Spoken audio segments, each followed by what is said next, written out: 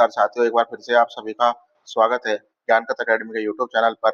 आज की जो क्लास होने वाली है सीईटी के मॉडल पेपर नंबर 8 से होने वाली है, जिसमें कि विगत परीक्षाओं के बहुत ही महत्वपूर्ण प्रश्न दिए गए हैं, जो कि आपको आगामी सीईटी व राजस्थान की अन्य प्रतियोगी परीक्षाओं में अवश्य ही देखने को मिल सकते हैं। तो आपसे आशा करता हूँ कि आप इस मौके को नहीं छोड़ेंगे और सभी प्रश्नों को अच्छे से देखेंगे, ताकि आगामी परीक्षाओं में आपको इसका फायदा मिल सके। चलिए शुरू करते हैं। प्रश्न नंबर 1, राजस्थान के किस शिलालेख में चौहानों को वत्स गोत्रीय ब्राह्मण बताया गया है? तो साथियों, ऐसा कौन सा शिलालेख है जिसमें चौहानों को वत्स गोत्रीय ब्राह्मण बताया गया है? तो साथियों, किस शिलालेख में बताया गया है? ऑप्शन ए बच जाएगा बिल्कुल सही। बिजोलिया शिलालेख में चौहानों को वत्स गोत्रीय ब्राह्मण बताया गया है। और जो ये बिजोलिया शिलालेख है, ये कहाँ पे स्थित है साथियों? ये भीलवाड़ा में स्थित है। कहाँ पे स्थित है? भीलवाड़ा में ये स्थित है। अगला प्रश्न देखते हैं।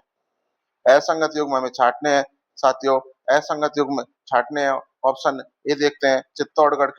चित्तौड़गढ़ को किलो का सिरमौर कहते हैं, बिल्कुल सही हो जाएगा। ऑप्शन भी देखते हैं, जैसलमेर। जैसलमेर को राजस्थान का अंडमान कहा जाता है, बिल्कुल सही हो जाएगा। जालोर को स्वर्णगिरी कहा जाता है और सिवाना मारवाड़ के राजाओं की शरण स्थली कहा जाता है। तो साथियों, इसमें असंगत युग्म कोई सा भी नहीं है। चारों ही जो युग्म है साथियों सही हो जाएंगे। इसमें चारों ही सही हो जाएंगे। अगला प्रश्न देखते हैं। राजपूताना की किस रियासत के साथ अंग्रेजों ने 1823 में सबसे अंत में संधि की थी? तो साथियों, राजपूताना की ऐसी कौन सी रियासत थी जिससे सबसे अंत में संधि की थी? तो साथियों, कौन सी हो जाएगी वो रियासत? ऑप्शन ए बिल्कुल सही हो जाएगा, सिरोही की थी। और कब की थी इसने? सिरोही ने 1823 में की थी। सिरोही रियासत के शासक शिव सिंह ने, इन्होंने की थी, शिव सिंह ने सबसे अंत में संधि की थी। ऑप्शन ए बिल्कुल सही हो जाएगा। अगला प्रश्न देखते हैं। कौन सा युग्म सुमिलित नहीं है? तो साथियों, असुमिलित युग्म हमें यहाँ पे देखना है। असुमिलित युग्म में हम देखते हैं बाणगंगा का जो मेला है, ये कहाँ पे लगता है साथियों? बाणगंगा का मेला कहाँ पे लगता है? जयपुर में लगता है, बिल्कुल सही हो जाएगा। घोटिया अम्बा मेला साथियों बांसवाड़ा में लगता है, बिल्कुल सही हो जाएगा। भर्तरी साथियों मेला अलवर में हो जाएगा। साथियों, भर्तरी थोड़ा सा इस तरीके से लिखा जाएगा। भर्तरी मेला कहाँ पे लगता है साथियों? भर्तरी का जो मेला अलवर में लगता है, बिल्कुल सही है। महावीर जी मेला सवाई माधोपुर। तो साथियों, ये बिल्कुल गलत हो जाएगा। महावीर जी का जो मेला है सवाई माधोपुर में नहीं लगता, ये करौली जिले के हिंडौन सिटी के चंदन गांव में लगता है। कहाँ पे लगता है? करौली में, हिंडौन सिटी के चंदन गांव में ये मेला लगता है। किस गांव में? चंदन गांव में ये मेला लगता है। चलिए अगला प्रश्न देखते हैं।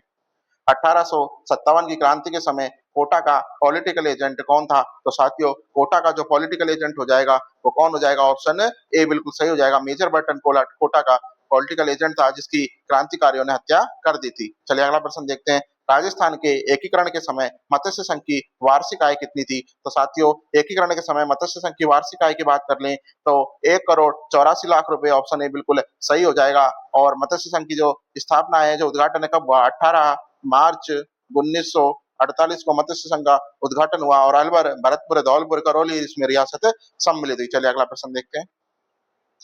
किस मंदिर को हाड़ौती का खजुराहो कहा जाता है? तो साथियों, हाड़ौती का खजुराहो जिस मंदिर को कहा जाता है वो हो जाएगा ऑप्शन ए भंडदेवरा का शिव मंदिर। तो साथियों, बारां जिले का जो रामगढ़ है, रामगढ़ में भंडदेवरा शिव मंदिर को अपनी कामुक मूर्तियों के कारण हाड़ौती का खजुराहो या राजस्थान का मिनी खजुराहो कहा जाता है। चलिए अगला प्रश्न देखते हैं। राजस्थान का कौन सा भौतिक प्रदेश प्राचीन टैथिस सागर का अवशेष है? तो साथियों, राजस्थान का कौन सा ऐसा भौतिक प्रदेश है जो प्राचीन टैथिस सागर का अवशेष है? तो साथियों, ऑप्शन ए बिल्कुल सही हो जाएगा। राजस्थान का पश्चिमी मरुस्थलीय प्रदेश, जिसको थार के मरुस्थल के नाम से जाना जाता है, ये टैथिस सागर का ही अवशेष माना जाता है। खारी पानी की जो झीलें हैं, इसका ही प्रमुख प्रमाण है। चलिए अगला प्रश्न देखते हैं। राजस्थान के किस जिले में उड़िया का पठार स्थित है? तो साथियों, उड़िया का जो पठार है ये सिरोही जिले में स्थित है। ऑप्शन ए बिल्कुल सही हो जाएगा। और उड़िया का पठार है राजस्थान का सबसे ऊंचा भी पठार हो जाएगा। सबसे ऊंचा पठार अगर बात करें तो कौन सा हो जाएगा? सबसे ऊंचा जो पठार हो जाएगा ये उड़िया का पठार हो जाएगा, जो कि 1360 मीटर है और सिरोही जिले में गुरु शिखर के नीचे, जस्ट नीचे स्थित है। अगला प्रश्न देखते हैं। राजस्थान में कौन सी नदी अरब सागर में गिरती है? तो साथियों, राजस्थान में जो नदी अरब सागर में गिरती है वो हो जाएगा, ऑप्शन में देख लेते हैं, चंबल, बनास, काली सिंध और साबरमती। तो साथियों, ऑप्शन के अकॉर्डिंग अरब सागर में गिरने वाली नदी हो जाएगी साबरमती नदी, जो कि राजस्थान के उदयपुर से निकलकर गुजरात से होते हुए अरब सागर और जो कि खंबात की खाड़ी है उसमें गिरती है। जबकि चंबल और काली सिंध और जो बनास है साथियों, ये जो तीनों नदी हैं ये किसमें गिरती है साथियों? ये बंगाल की खाड़ी में गिरती है। किसमें गिरती है? बंगाल की खाड़ी के अफवाह तंत्र का ये हिस्सा है। अगला प्रश्न देखते हैं। राजस्थान का साहित्य अकादमी पुरस्कार 2024-25 राजस्थानी भाषा के लिए किसे दिया गया है? तो साथियों किसे दिया गया है साहित्य अकादमी पुरस्कार राजस्थान की भाषा के लिए 2024-25 में डॉक्टर सत्यनारायण को उनकी राजस्थानी उपन्यास कृति के लिए प्रदान किया गया। चलिए अगला प्रश्न देखते हैं। राजस्थान में वर्टिसोल मृदा कहाँ पे पाई जाती है साथियों? तो जो वर्टिसोल मृदा है झालावाड़ और बारां जिले में पाई जाती है, क्योंकि हाड़ौती क्षेत्र की मृदा है। तो कोटा, बूंदी, बारां, झालावाड़ में मृदा पाई जाती है। अगला प्रश्न देखते हैं। क्वेश्चन नंबर 13, उड़न गिलहरी के लिए कौन सा अभ्यारण्य प्रसिद्ध है साथियों? तो जहाँ पे उड़न गिलहरी आ जाए तो वहां पे आपको बिना सोचे समझे सीता माता वन्य जीव अभ्यारण्य करके आना है, जो कि कहाँ पे स्थित है? प्रतापगढ़ जिले में स्थित है। कहाँ पर स्थित है? प्रतापगढ़ जिले में स्थित है। ये उड़न गिलहरी के लिए प्रसिद्ध है। चलिए अगला प्रश्न देखते हैं। 1734 में आयोजित हुड्डा सम्मेलन की अध्यक्षता किसने की थी? तो साथियों जो हुड्डा सम्मेलन है इसकी अध्यक्षता महाराणा जगत सिंह द्वितीय ने की थी। ऑप्शन ए बिल्कुल सही हो जाएगा। महाराणा जगत सिंह द्वितीय ने हुड्डा सम्मेलन की अध्यक्षता की थी। चलिए अगला प्रश्न देखते हैं।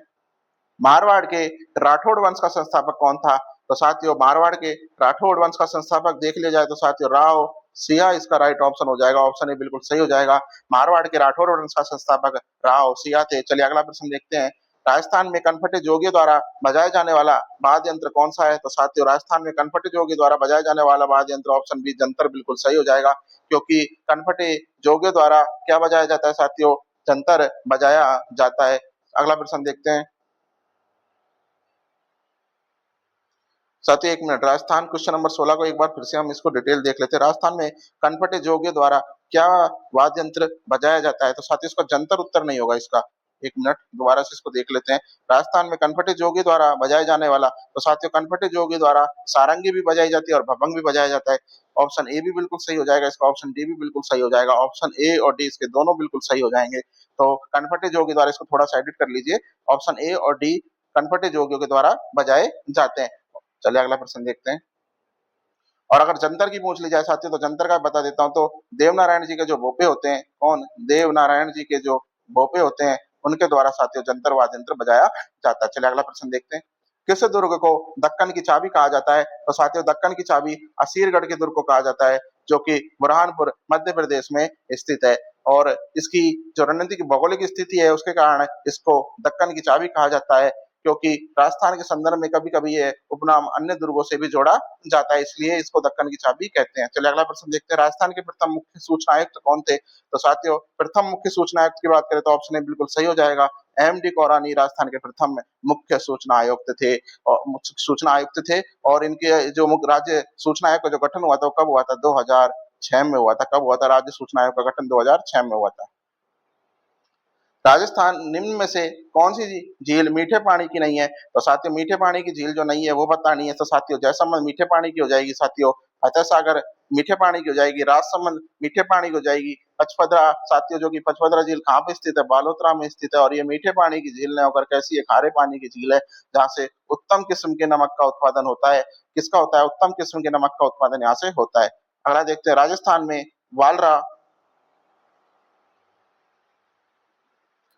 राजस्थान में वालरा कृषि का प्रकार है। ऑप्शन देख लेते हैं। स्थानांतरित कृषि, शुष्क कृषि, आर्द्र कृषि या बागवानी। तो साथियों वालरा कैसी प्रकार का कृषि प्रकार का है? कृषि वालरा किस कृषि का प्रकार है? तो साथियों ये स्थानांतरित कृषि का प्रकार है, जो कि कौन सी? ऑप्शन ए बिल्कुल सही हो जाएगा। स्थानांतरित कृषि का प्रकार है, जो कि राजस्थान के कौन से भाग में साथियों? दक्षिणी भाग, विशेषकर उदयपुर, डूंगरपुर, बांसवाड़ा में भील व गरासी जनजातियों द्वारा वनों को जलाकर की जाने वाली कृषि को स्थानांतरित कृषि कहते हैं। चलिए अगला प्रश्न देखते हैं। किस लोक देवता की पत्नी सती नहीं हुई थी साथियों? तो ऐसे कौन से लोक देवता जिनकी पत्नी सती नहीं हुई थी? तो ऑप्शन ए बिल्कुल सही हो जाएगा। हाड़बू जी की पत्नी सती नहीं हुई थी, क्योंकि इसका कोई उल्लेख नहीं मिलता। राजस्थान का राज्य वृक्ष खेजड़ी को किस वर्ष घोषित किया गया? तो साथियों राजस्थान का जो खेजड़ी वृक्ष है इसको राज्य वृक्ष कब घोषित किया गया? तो 1983 में इसको राज्य वृक्ष घोषित किया गया। चलिए अगला प्रश्न देखते हैं। राजस्थान का न्यूनतम साक्षरता वाला जिला कौन सा है? तो साथियों राजस्थान का न्यूनतम साक्षरता वाले जिले की अगर बात कर ले तो ऑप्शन ए बिल्कुल सही हो जाएगा। जालोर न्यूनतम साक्षरता वाला जिला, जिसकी 54.9% इसकी साक्षरता दर है। चलिए अगला प्रश्न देखते हैं। राजस्थान के किस जिले में राष्ट्रीय मरुद्यान पार्क डेजर्ट नेशनल पार्क का विस्तार नहीं है। तो साथियों कौन से जिले में नहीं है देखते हैं, जैसलमेर, बाड़मेर, जोधपुर या बीकानेर। तो साथियों जैसलमेर में भी है, बीकानेर में भी है, बाड़मेर में भी। ऑप्शन सी बिल्कुल सही हो जाएगा, जोधपुर जिले में इसका विस्तार नहीं है। और ये राजस्थान का सबसे बड़ा अभ्यारण्य साथियों, सबसे बड़ा अभ्यारण्य राजस्थान का कौन सा डेजर्ट नेशनल पार्क है, जो कि 3162 वर्ग किलोमीटर में फैला हुआ है। चलिए अगला प्रश्न देखते हैं।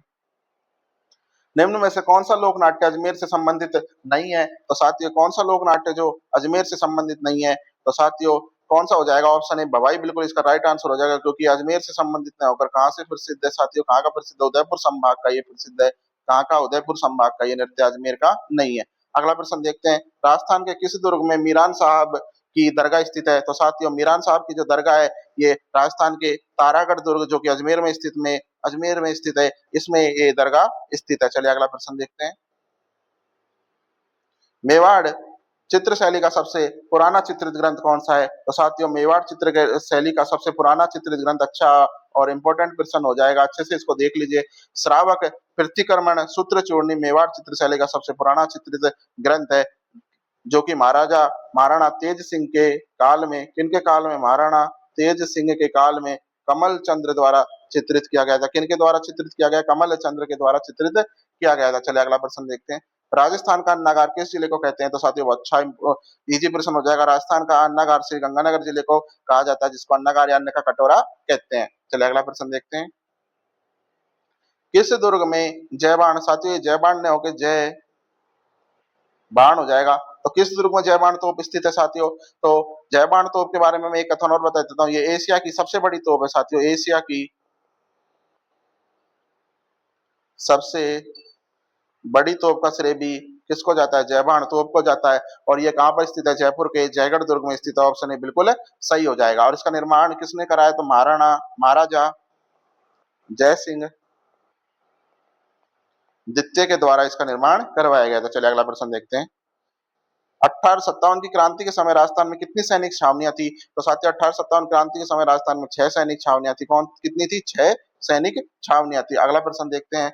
ओएसआई मॉडल में कुल कितने लेयर होते हैं। साथियों कंप्यूटर का प्रश्न है, कंप्यूटर के प्रश्न है, अच्छे से देख लीजिएगा, सीईटी में इनका अच्छा रोल रहता है। तो ओएसआई मॉडल में कुल कितनी परतें रहती हैं साथियों। तो ओएसआई मॉडल में कुल 7 लेयर होती हैं। कितनी होती है, 7 लेयर होती हैं। अगला प्रश्न देखते हैं।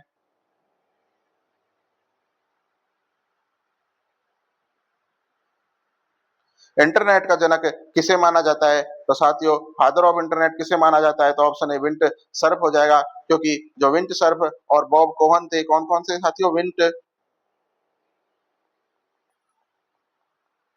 और बॉब कौन, इनको टीसीपी और जो आईपी प्रोटोकॉल है उसके विकास में योगदान के कारण इनको इंटरनेट का जनक कहा जाता है। चलिए अगला प्रश्न देखते हैं।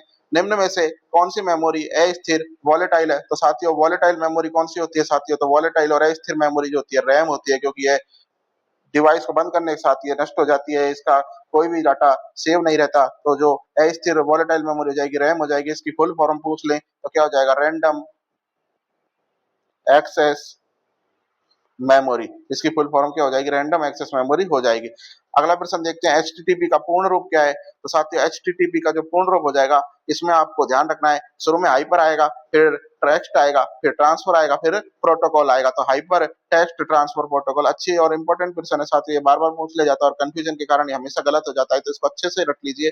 हाइपर टेक्स्ट ट्रांसफर प्रोटोकॉल इसकी फुल फॉर्म हो जाएगी। अगला प्रश्न देखते हैं, निम्न में से कौन सा इनपुट डिवाइस नहीं है। तो साथियों जो इनपुट डिवाइस नहीं है वो कौन सा है। तो साथियों देखते हैं, प्रिंटर, माउस, कीबोर्ड, स्कैनर। तो साथियों जो माउस है, कीबोर्ड है, माउस, कीबोर्ड और जो स्कैनर है, ये साथियों कैसे डिवाइस हैं, ये सभी इनपुट डिवाइस हैं। कौन से, इनपुट डिवाइस। लेकिन जो प्रिंटर है ये इनपुट नहीं होकर कौन सा हो जाएगा, आउटपुट डिवाइस हो जाएगा। तो ऑप्शन ए हमारा बिल्कुल सही हो जाएगा। चलिए अगला प्रश्न देखते हैं। लुप्त संख्या हमें यहाँ पे ज्ञात करनी है, रीजनिंग का प्रश्न है। 2, 6, 12 और 20, इसके बाद क्या आएगा। तो साथियों देखते हैं, इसको हल करने के लिए मैं आपको तरीका बता देता हूँ। 1 इंटू 2 बराबर 2 आएगा, फिर 2 को 3 से गुणा करेंगे तो 6 आएगा, फिर उसके बाद 1, 2, फिर 3 आ जाएगा।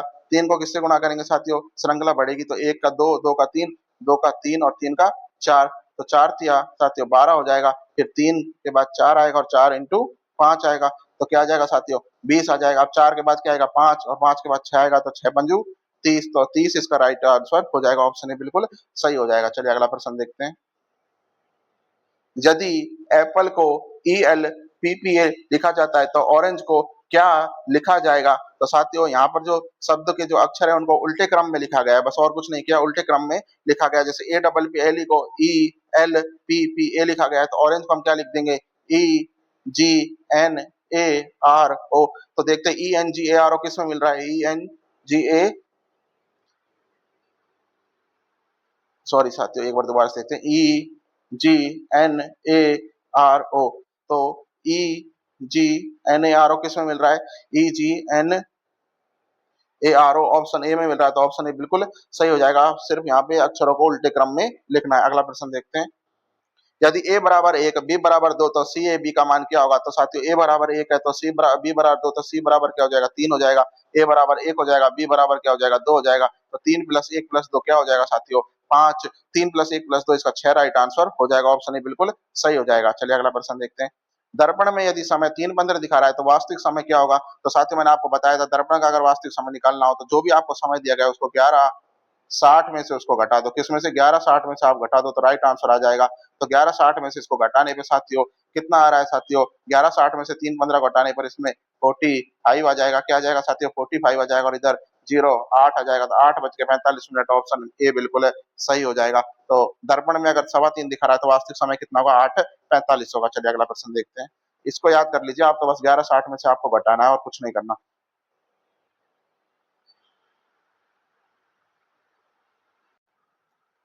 Question number 40। एक आदमी का परिचय देते हुए महिला ने कहा, वह मेरी माँ की इकलौती संतान है। उस आदमी का उस महिला वह आदमी उस महिला का कौन है? तो साथियों महिला कहती है, क्या कहती है महिला? कि वह जो भी आदमी है मेरी माँ की इकलौती संतान है। क्या है? मेरी माँ की इकलौती संतान है। क्योंकि चूंकि महिला अपनी माँ की इकलौती संतान है इसलिए वह स्वयं के बारे में तो बात कर रही है। तो किसके बारे में बात कर रही है? वह स्वयं के बारे में बात कर रही है। तो उस आदमी से उस महिला का क्या संबंध हुआ? माता का संबंध हुआ। तो वो आदमी उस महिला का क्या होगा? पुत्र होगा। ऑप्शन ए बिल्कुल सही हो जाएगा। क्योंकि महिला क्या कह रही है? वह आदमी मेरी माँ की इकलौती संतान है, मेरी माँ की इकलौती संतान है। तो साथियों चूंकि महिला अपनी माँ की इकलौती संतान है इसलिए वह स्वयं के बारे में बात कर रही है, तो वह वो आदमी उस महिला का क्या हुआ? पुत्र हुआ। ऑप्शन ए बिल्कुल सही हो जाएगा। अगला प्रश्न देखते हैं।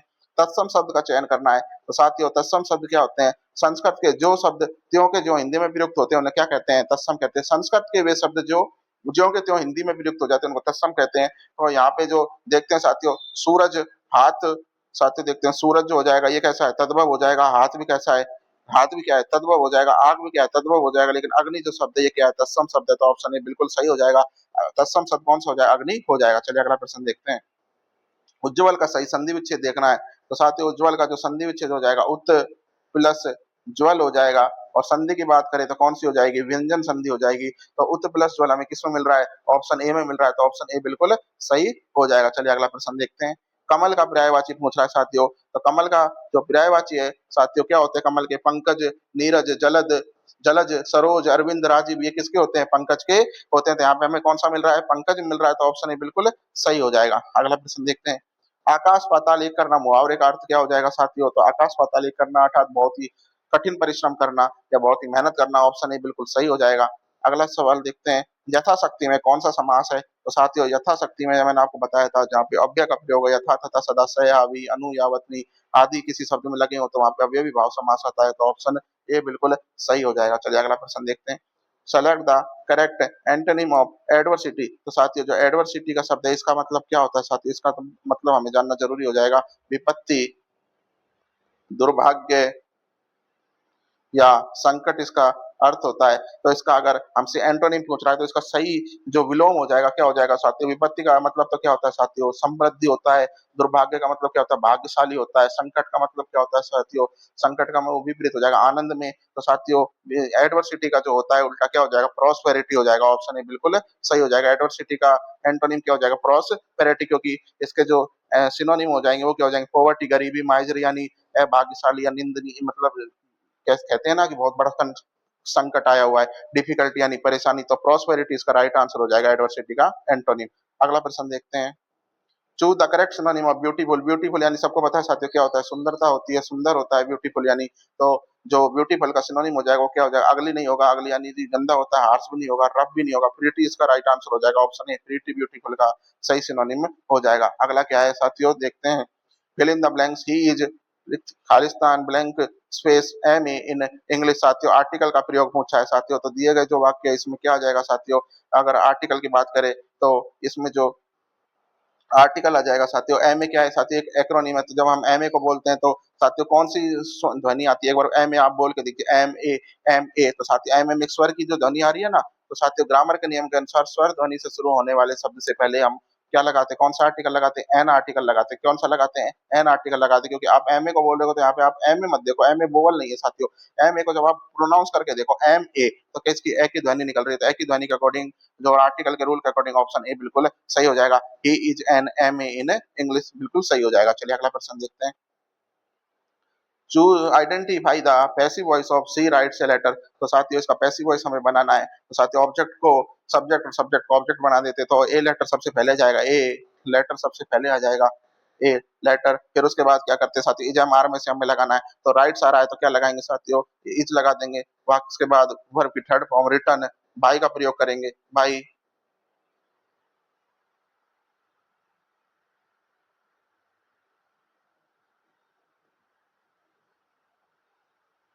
दोबारा से देखते हैं साथियों इसको, सब्जेक्ट को ऑब्जेक्ट बना देते और ऑब्जेक्ट को सब्जेक्ट, तो ए लेटर इज वर्ब की थर्ड फॉर्म रिटर्न बाय का प्रयोग करेंगे, सी का हर में बदल देंगे, a letter is written by her, तो ऑप्शन ए बिल्कुल सही हो जाएगा, a letter is written by her. अगला प्रश्न देखते हैं, which word is correctly spelled, तो साथियों जिसका करेक्टली स्पेल्ड जो वर्ड है वो देखना है साथियों, तो इसके अकॉर्डिंग देखते हैं साथियों, मैंने आपको बताया था अकोमोडेट की मीनिंग में साथियों डबल सी और डबल एम का प्रयोग देखना है, तो डबल सी और डबल एम का इसमें नहीं हो रहा, इसमें भी नहीं हो रहा, इसमें भी नहीं हो रहा, इसमें प्रयोग हो रहा है, तो A double C O double M O D A T बिल्कुल सही हो जाएगा। साथियों आशा है आपसे बहुत ही अच्छे प्रश्न लगे होंगे आपको, तो आपसे रिक्वेस्ट है चैनल को प्लीज सब्सक्राइब कर लीजिए, वीडियो को लाइक कर दीजिए ताकि आपको आगामी वीडियो का नोटिफिकेशन मिलते रहे। चलिए मिलते हैं अगली वीडियो में, तब तक के लिए अलविदा।